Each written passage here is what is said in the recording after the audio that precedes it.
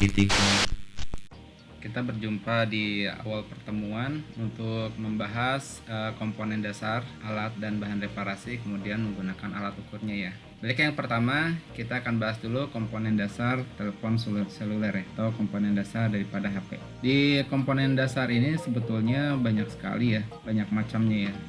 Yang pertama saya akan perlihatkan dari Google biar nanti teman-teman juga kalau misalkan mau mencari tahu cara mencarinya di Google seperti apa gitu ya.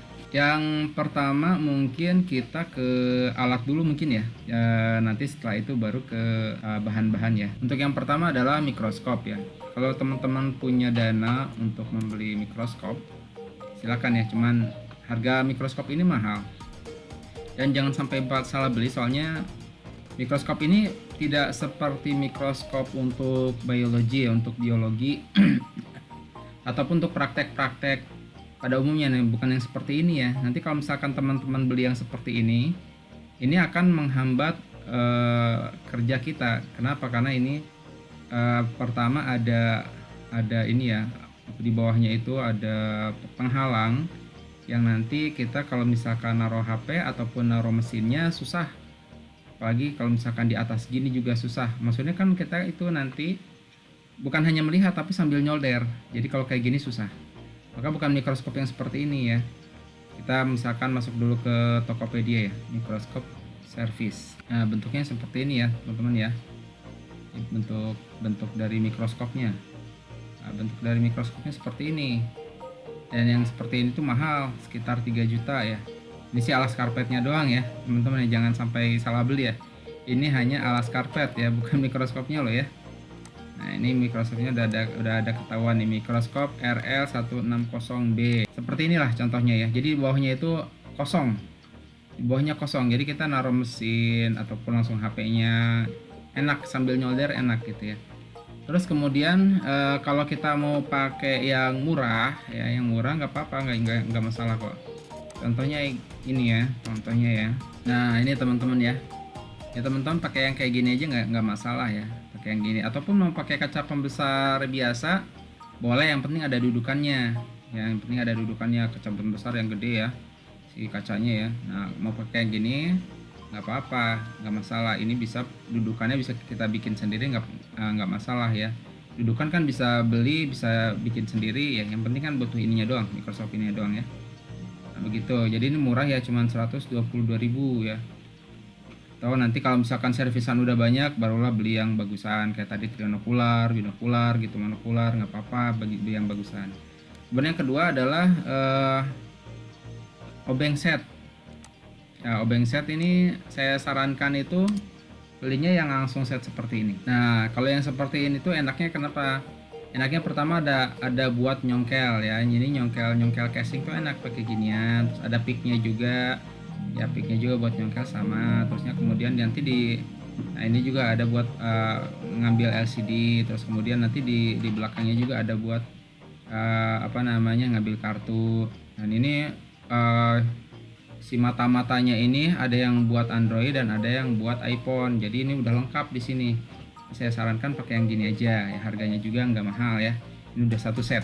Kemudian berikutnya adalah power supply. Nah ini teman-teman saya pakai Kodi di sini pakai Kodi. Pakai yang lain nggak apa-apa. Yang penting ya. Pertama untuk voltnya itu adalah 30 volt ya.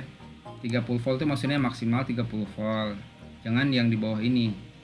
Jadi kalau kita pakai 30 volt, kita bisa nembak, kita bisa ngapa-ngapain enak ya.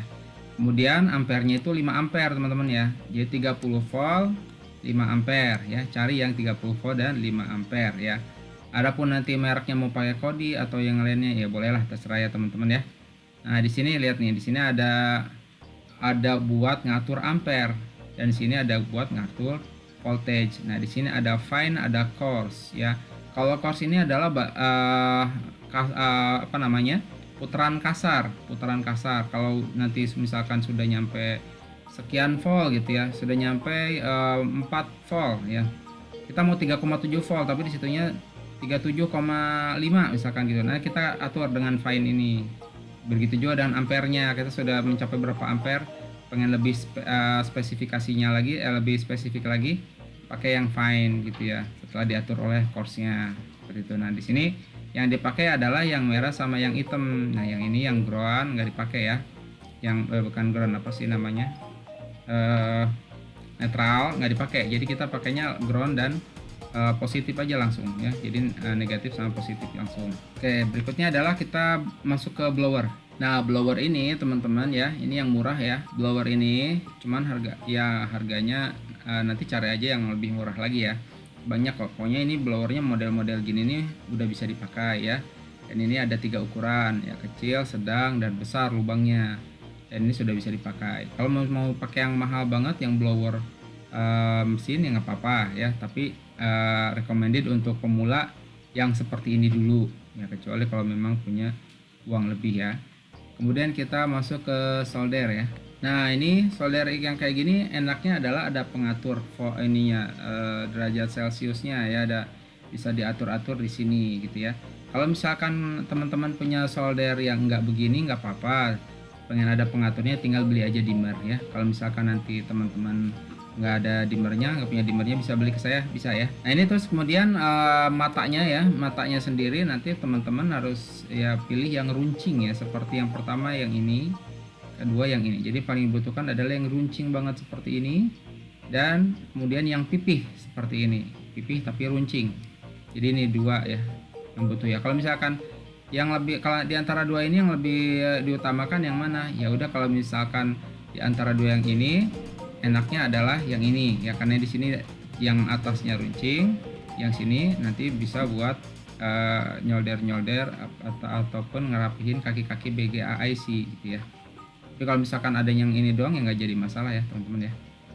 Oke, kemudian lanjut ya ke plat BGA. Plat BGA ini apa sih?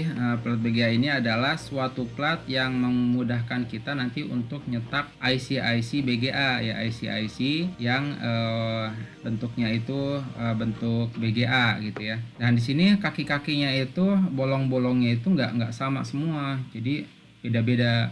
Ada yang khusus, ada yang begini, ada yang begini, dan ini hanya satu plat ya. Di sini hanya satu plat. Nah nanti kalau misalkan pengen tahu IC dari HP yang kita benerin itu apa, nanti bisa dilihat di skema ya, bisa dilihat skema ya. Kalau misalkan punya Borneo ya dibuka Borneonya, punya Pragmatic dibuka Pragmaticnya gitu ya. Nanti tahu tuh kita, oh ini MT6322 misalkan gitu ya. Oh berarti kita cari itu platnya, plat untuk MT322 mana nih? Oh ini dapat nih, ada di Well Solo VS15 ya, kita beli 120.000 gitu ya.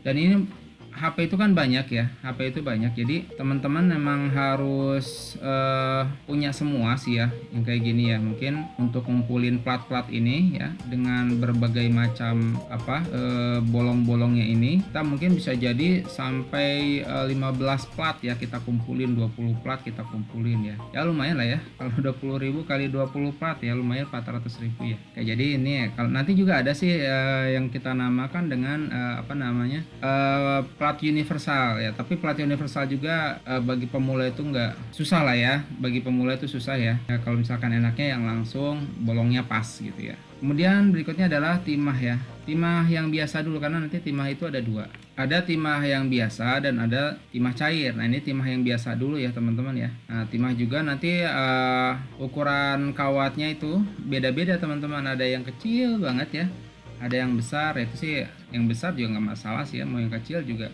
bagus ya, karena memang komponennya kita kecil-kecil gitu ya. Jadi nggak masalah sih untuk masalah ukuran timahnya segimana, nggak, menurut saya nggak masalah. Yang penting punya timah biasa gini ya. Kemudian yang berikutnya adalah timah cair. Nah seperti ini timah cair teman-teman ya. Ini merek mekanik ya. Nah di sininya cair tuh kayak lumpur. Nah kayak lumpur. Jadi ini kalau misalkan kita panasin, dia nanti akan mengeras. Yang berikutnya adalah flux nih. Ini flux ya. Flux itu adalah cairan emulsi. Dia sebagai buffer untuk membantu timah itu jadi lebih cepat cair. Nah, ini salah nih. Ini songka pasta. Nanti songka ada lagi ya. Songka itu biasanya kita namakan rosin ya. Jadi ini Amtek Flux ini adalah flux ya. Kalau misalkan kita nanti bilang songka, Kadang-kadang dikasihnya nanti yang rosin, ya makanya jangan bilang songka ya, nanti yang fluk aja, bilangnya fluk ya. Kalau misalkan teman-teman beli di toko biasa gitu ya, toko HP gitu, belinya yang fluk. Nanti kalau jangan bilang yang songka, takutnya dikasihnya malah rosin, karena kegunaannya beda. Kalau yang ini, kalau yang fluk ini gunanya untuk lebih cepat mencairkan timah. Nah berikut kita akan spill yang rosin seperti apa. Nah kalau rosin seperti ini ya teman-teman nih ya, tuh ya, nggak cair, nggak secair itu juga, nggak cair sih, cuman sebenarnya nggak secair yang fluk tadi ya. Ini lebih kental ya, lebih kental, dan dia gunanya itu bukan buat ditempelin, tapi gunanya adalah buat ngasepin. Jadi yang dibutuhkan adalah asap ini. Kita celupkan dulu solder ke sini, baru si soldernya kita deketin ke komponen, dan yang dibutuhkan adalah asapnya itu nanti nempel ke komponen biar jadi kabut yang nempel di komponen. Buat apa nanti? Buat nembak. Nanti apa sih fungsi dari buat nembak nanti ya di pelajaran berikutnya ya. Berikutnya adalah pinset nih. Nah ini pinset kita perlu dua, yang bengkok sama yang lurus ya teman-teman ya. Kalau bisa yang bagus ya, kayak relief ini bagus, harganya mahal memang, tapi bagus ya, jadi nggak gampang letoy. Kita butuh banget yang kayak gini ya. Kemudian selanjutnya pisau bedah. Sebenarnya pisau ini kita butuhnya pisau bedah sama pisau IC, cuman kalau teman-teman nggak mau beli dua, pisau bedah udah cukup ya. Jadi ini pisau bedah seperti ini. Nah, ini jangan lupa nih ada dua nih, gagang sama mata. Jangan beli gagangnya doang, harus sama matanya ya. Di dua, ini gagang berapa nih? Gagang 3.900, matanya 7.900, lebih mahal ya. Tapi karena ini 10 pieces ya. Kalau gagangnya kan cuma satu. Nah kalau matanya dikasih 10 pieces, harganya 7.900 gitu ya. Nah kalau bisa juga, kalau misalkan memang mau beli sekalian, namanya pisau IC ya. Nah seperti ini teman-teman, pisau IC ya. Nah jadi si ujungnya tuh beda-beda tuh ya, ujungnya ini beda-beda tuh. Ini pisau IC ini kayak gini ya. Ada yang jual terpisah. Jadi kalau ini kan jualnya langsung gagang, langsung pisau ya. Ada juga yang gagang dan mata pisaunya bisa dirubah-rubah, ada ya. Ini pisau IC. Tapi kalau misalnya teman-teman nggak mau beli yang gini juga cukup pakai pisau bedah, bisa sebenarnya gitu ya. Oke, sekian untuk di video ini. Kita lanjut ke video berikutnya, adalah kita memperkenalkan tentang bentuk-bentuk komponen-komponen yang ada di HP. Terima kasih.